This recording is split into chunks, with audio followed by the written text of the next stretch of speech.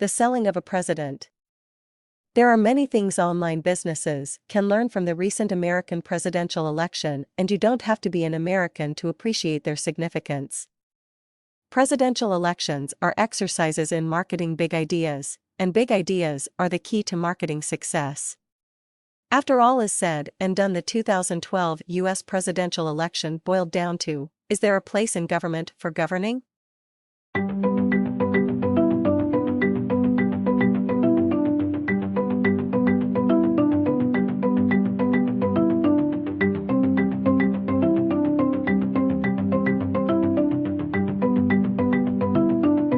It's a problem the intelligence community has always had to deal with.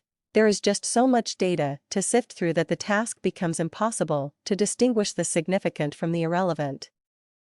There is just too much information to deal with, so people fall prey to charlatans selling each new magic cure-all.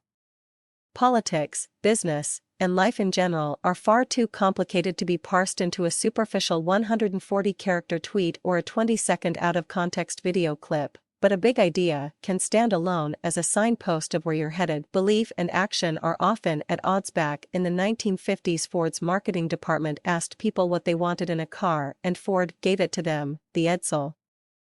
Sure, you could argue about various details and tactics, but in the end the big idea was people knew what they wanted, so Ford gave it to them, and we all know how that worked out. So having a big idea is not enough if the big idea is based on a faulty premise. What people say they want and what they really want are often very different. When it comes to government, people want it to help them despite what they may say to the pollsters or even to themselves.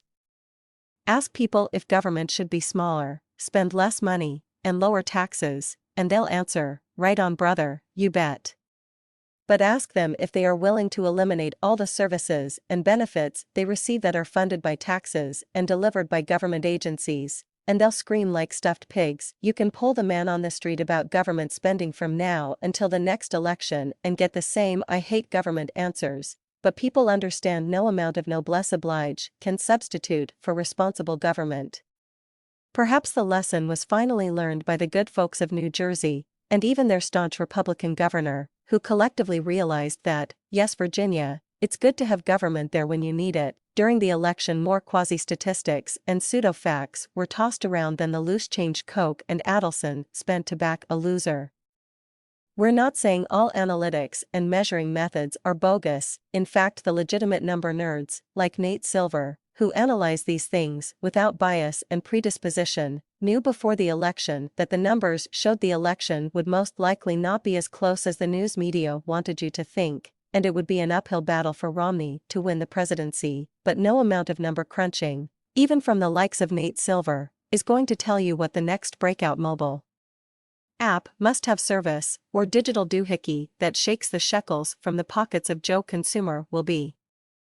Much of what passes for statistical analysis has been corrupted, distorted, and abused by a cast of spin doctors and pundits intent on selling their bag of cow pies to an audience that doesn't understand what they are hearing or how to translate the jibber-jabber into meaningful information. Like many voters, internet entrepreneurs are bombarded by an onslaught of irrelevance and misinformation.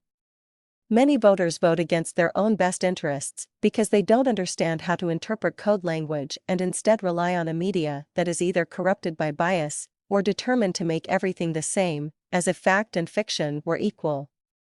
As disturbing is the trend of the news media to instantly report glib 140-character tweets from know-nothing nincompoops as if they were meaningful analysis. So2, many internet entrepreneurs act in a manner contrary to their own best interests by falling victim to slickly presented numerical mumbo-jumbo, causing them to jump on the bandwagon of every new media-hyped wunderkind or splashy online must-have marketing gimmick. If you fail to grasp the difference between customer loyalty and the FB likes and twit friends you amass, then you're on the fast track to nowhere. In the end, Romney's big idea was running a government is like running a business, and in the end, the majority of American people didn't buy it. Romney based his bona fides on his business experience, in and of itself an arguable notion backed by anyone who has ever had to deal with venture capitalists, the vultures of the business world.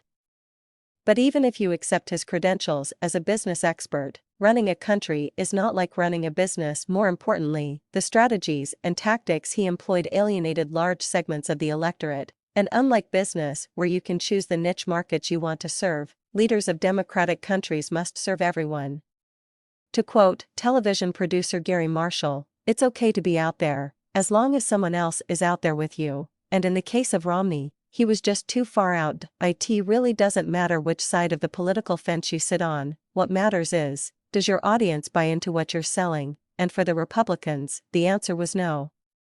And the reason their big idea didn't fly was that it failed to take into account the contradictory nature of fundamental human behavior. Big ideas that work must be based on connecting to the basic human needs that determine behavior, and these innate action-driving forces are not always the ones people are prepared to share in a public forum.